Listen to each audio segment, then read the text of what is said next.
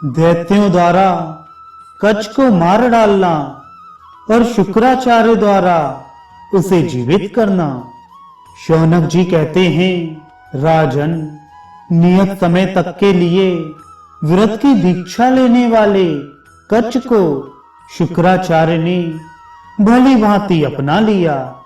कच्छ आचार्य शुक्र तथा उनकी पुत्री देवयानी दोनों की नित्य आराधना करने लगा। वह नवयुवक था और जवानी में प्रिय लगने वाले कार्य, गायन और नृत्य करके भांति भांति के बाजे बजाकर देवयानी को संतुष्ट रखता था। आचार्य कन्या देवयानी भी युवावस्था में पदार्पण कर चुकी थी। कच्छ उसके लिए फूल और फल ले आता तथा उसकी आज्ञा के अनुसार कार्य करता। इस प्रकार उसकी सेवा में संलग्न रहकर वह सदा उसे प्रसन्न रखता था। देवयानी भी नियम पूर्वक ब्रह्मचर्य धारण करने वाले कच्छ के ही समीप रहकर गाती और आमोद प्रमोद करती हुई एकांत में उसकी सेवा करती थी। इस प्रकार वहां रहकर ब्रह्मचर्य व्रत का पालन करते हुए कच्छ के 500 वर्ष व्यतीत हो गए। तब दानवों को यह बात मालूम हुई।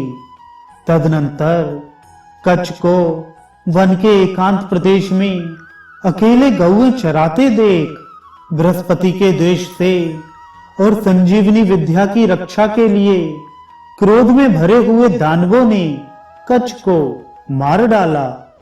उन्होंने मारने के बाद उसके शरीर के टुकड़े टुकड़े कर कुत्तों और सियारों को बांट दिया। उस दिन गौएं बिना रक्षक के ही अपने स्थान पर लौटी। जब देवयानी ने देखा गौएं तो वन से लौट आईं, पर उनके साथ कच्छ नहीं है, तब उसने उस समय अपने पिता से इस प्रकार कहा, प्रभु, आपने अग्निहोत्र कर लिया और सूर्य देव भी अस्ताचल को चले गए। गौएं भी आज बिना रक्षक के ही लौट आई हैं। तात तो भी कच्छ नहीं दिखाई देता। पिताजी, अवश्य कच्छ या तो मारा गया है या पकड़ लिया गया है। मैं आपसे सच कहती हूं, मैं उसके बिना जीवित नहीं रह सकूंगी। शुक्राचार्य ने कहा, बेटी चिंता ना करो, मैं मरे हुए कच्छ को अभी आओ आओ इस प्रकार बुलाकर जीवित किए देता हूं। ऐसा कहकर उन्होंने संजीवनी विद्या का प्रयोग किया और कच्छ को पुकारा। फिर तो गुरु के पुकारने पर सरस्वती नंदन कच्छ दूर से ही दौड़ पड़ा और शुक्राचार्य के निकट आकर उन्हें प्रणाम कर इस प्रकार बोला, गुरु, राक्षसों ने मुझे मार डाला था। पुनः देवयानी ने स्वेच्छानुसार वन से पुष्प लाने के लिए कच्छ को आज्ञा दी। तब ब्राह्मण कच्छ सनातन वेद का पाठ करते हुए वन में गया।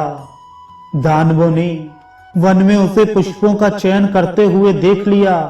तत्पश्चात असुरों ने दूसरी बार मारकर आग में जलाया और उसकी जली हुई लाश का चूर्ण बनाकर मदिरा में मिला दिया।